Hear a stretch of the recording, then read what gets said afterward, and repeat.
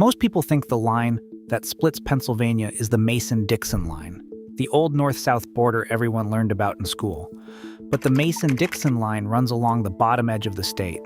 It separates Pennsylvania from Maryland. It does not split Pennsylvania at all. The line that actually tears this state in two runs diagonally through the middle, a 180-mile wall of rock with no natural passes, built by tectonic forces 300 million years ago. And it is still deciding where people live, where money flows, and which side of the state looks toward which ocean. The wall nobody sees, the Mason-Dixon line, is ink on a map.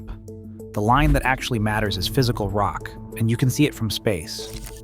Pull up a satellite image of Pennsylvania at night, and something jumps out immediately. On the eastern end, a bright web of light stretches from Philadelphia through its suburbs and into the Lehigh Valley. On the western end, Pittsburgh glows at the junction of three rivers. But between them, cutting diagonally across the state like a scar, is a band of near total darkness. Hundreds of miles of forest, ridgelines, and tiny towns where the lights thin to almost nothing. That dark diagonal is the Allegheny Front, a 180-mile east-facing escarpment that rises more than 1,500 feet above the valleys below.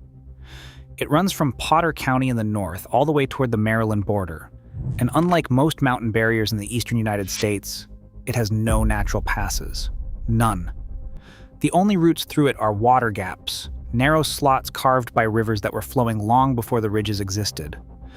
Everything else is a continuous wall of sandstone and shale, forested and steep, blocking movement the way a dam blocks a river. On a topographic map, you can trace it with your finger, a diagonal slash of tightly packed ridges separating the populated corridors on either side. This is not a gentle transition from lowland to highland. It is a step change, an escarpment where the land simply rises and refuses to come back down. And the consequences of that wall radiate outward in ways most people never notice, starting at one quiet hilltop where the entire state's identity splits apart. Three oceans from one hilltop. In Potter County, near a hamlet called Gold, there is a modest rise in the landscape, about 2,500 feet above sea level. No dramatic peak, no scenic overlook, just rolling farm fields, a few trees, and a simple roadside sign along Route 449. Most drivers pass it without slowing down. But this spot is one of the most geographically unusual places east of the Mississippi. It is a triple continental divide, the only one in this half of the country. Spill a cup of water on the ground here, and it reaches three different seas. Water flowing east gathers into the headwaters of the Susquehanna, winding through Pennsylvania's valleys until it empties into the Chesapeake Bay and the Atlantic Ocean. Water flowing south and west feeds the Allegheny River, joins the Ohio, then the Mississippi, and reaches the Gulf of Mexico 1,000 miles away. And water flowing north slips into the Genesee, drains into Lake Ontario, and eventually reaches the Gulf of St. Lawrence and the North Atlantic. Three oceans, three watersheds, three completely different destinies, decided by which side of a farm field a raindrop lands on. This quiet hilltop is the headwater of Pennsylvania's entire split personality. Every river that carved a valley, every valley that channeled a road, every road that built a town, all of it traces back to how water chose its path from this single point. The Triple Divide is where Pennsylvania's fracture begins, but this geological split did not just decide where water flows. It decided where people could flow, and for most of American history, the answer was they could not. Mountains as old as continents. The Allegheny Front did not appear overnight. It is the remnant of collisions that began over 1 billion years ago, when ancient continents slammed together and crumpled the Earth's crust into mountain ranges that may have rivaled the Alps in height. Picture peaks at 15,000 or even 20,000 feet, towering over a landscape that looked nothing like modern Pennsylvania. The Appalachians we see today are the worn-down stumps of those ancient peaks. They were eroded by hundreds of millions of years of rain, ice, and wind until most of the softer rock dissolved and washed into the sea. But the Allegheny Front never fully surrendered. The rock here is different. Layers of resistant sandstone and tightly folded strata held their shape while everything around them crumbled away. Think of it like a row of books left standing on a shelf after the bookends have been removed. The strong spines stayed upright while the weak ones fell. The ridges that remain are not tall by Western standards. Most top out between 2,000 and 3,000 feet. But they do not need to be tall. They just need to be continuous. And they are. Ridge after ridge runs northeast to southwest, each one a barrier that channels movement into narrow corridors between them. Drive across central Pennsylvania today, and you feel this rhythm. Climb a ridge, drop into a valley, climb the next ridge, drop again. The ridges are not high enough to be dramatic, but they are relentless enough to be exhausting, and they never break. The pattern was set before dinosaurs walked the earth, and it still governs where roads can go, where towns can grow, and where storms deliver their rain. The water chose its path because the rock chose its shape. And once that shape was locked in, everything human that followed had to obey it. The barrier that shaped a colony. In the 1700s, this wall had consequences that shaped the entire continent. Settlers pushing into Pennsylvania's interior mostly did not cross the Alleghenies. The ridges were too steep, too continuous, and too devoid of easy passes. A family with a loaded wagon could spend days trying to find a route through, only to reach another ridge on the other side with no clear path forward. Instead, migrants followed the Great Valley, a long, fertile corridor that runs southwest along the base of the mountains, and drifted into Virginia rather than pushing west.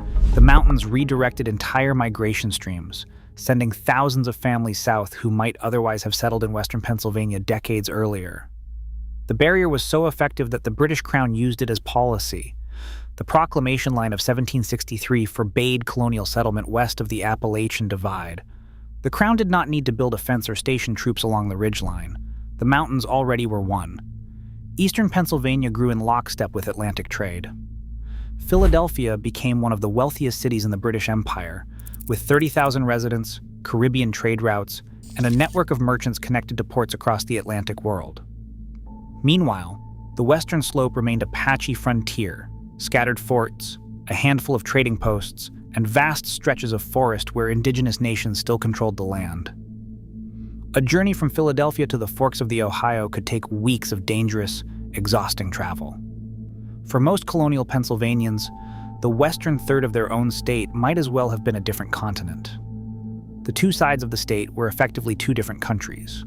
One faced the ocean and Europe, the other faced the Ohio wilderness and the interior of a continent that was still being mapped. Between them stood a wall with no doors. Philadelphia's merchants watched their trade leak away through New York and Baltimore. They knew that if they could not punch through this wall, they would lose the West forever. So they tried something that had never been done before. Hauling boats over mountains. By the 1820s, New York had opened the ERI Canal, a flat water route connecting the Great Lakes to the Atlantic. Commerce that might have flowed through Pennsylvania was now pouring through New York instead. Goods, settlers, and money all surged along that easy water route, and Philadelphia's business elite watched it happen with growing panic. Their answer was the main line of public works, a 395-mile chain of canals, railroads, and inclined planes connecting Philadelphia to Pittsburgh. It was one of the most audacious infrastructure projects in early American history, and it was born out of pure desperation. The system worked like this. Boats carried cargo along canals in the lowlands, floating through the Susquehanna and Juniata valleys. Then, at the base of the Allegheny Front, the boats were lifted onto railroad cars and hauled up inclined planes. These were enormous ramps, powered by stationary steam engines, with hemp ropes as thick as a man's arm pulling loads up grades that no locomotive of the era could climb. The boats were dragged over the Continental Divide and lowered down the other side to continue by canal toward Pittsburgh. The Allegheny Portage Railroad was the centerpiece of this system, literally pulling canal boats over mountains on iron rails. There were 10 inclined planes in total, 5 on each side of the summit, hoisting cargo and passengers nearly 1,400 feet over the divide. It was slow. It was ruinously expensive. Breakdowns were constant, and the system could freeze shut for months in winter. It plunged the state into crippling debt and was obsolete within 2 decades, replaced by the Pennsylvania Railroad's continuous track and the Gallatin Tunnel. 3,600 feet of bore blasted straight through solid rock. But for a brief window, the main line worked. Goods moved, towns sprouted along the route. The wall had been punctured, but it had never been erased. And 2 centuries later, The evidence is still visible from space. 2 states in one. Look at a modern population map of Pennsylvania, and that same diagonal band of darkness appears, a sparsely populated slash of forested ridges between the bright metros on either end. Demographers describe the state's settlement pattern as T-shaped, dense population along the eastern corridor and in the Pittsburgh metro, with a long band of emptiness running diagonally through the middle where the highlands dominate. The central spine is timber country, extraction country. These are communities that depend on logging, natural gas drilling, and a handful of state jobs. Population has been declining here for decades. Schools consolidate with the next town over. Main streets go quiet, storefronts darken, and the young people who leave for college at either end of the state rarely come back. Some of these highland counties have lost a quarter of their population since the mid-20th century, not in a dramatic collapse, but in a slow, steady bleed that makes the loss harder to notice and harder to reverse. Meanwhile, the eastern and western edges of the state anchor different economies that might as well belong to different regions of the country. The east faces the Atlantic. It is about services, finance, healthcare, and the massive Interstate 78 and Interstate 81 warehouse corridors, where hundreds of distribution centers move goods between New York and the rest of the continent. The west faces the Ohio Valley. It is about heavy industry, energy production, and the old steel legacy now evolving into healthcare systems and technology clusters around Pittsburgh. A worker in the Lehigh Valley has more in common economically with someone in northern New Jersey than with someone 2 hours west in the Pennsylvania Highlands. A steel worker's grandson in the Mon Valley shares more economic DNA with Cleveland than with Philadelphia.